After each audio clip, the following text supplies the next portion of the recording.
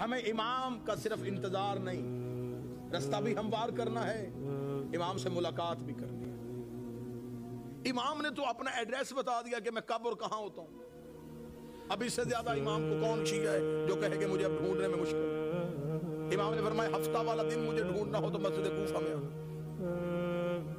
اتوار کو میں مسجد سہلہ میں ہوتا، سوموار کو میں بقیہ کی قبروں پہ ہوتا، پھر میں مسجد جمگران میں ہوتا، شب جمعہ میں کربلا میں ہوتا، جمعہ میں امیر المومنین کے حرم میں ہوتا۔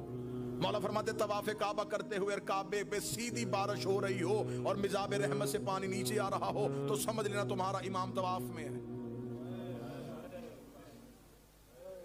اب اس سے زیادہ آسان نشانیاں کون بتائے؟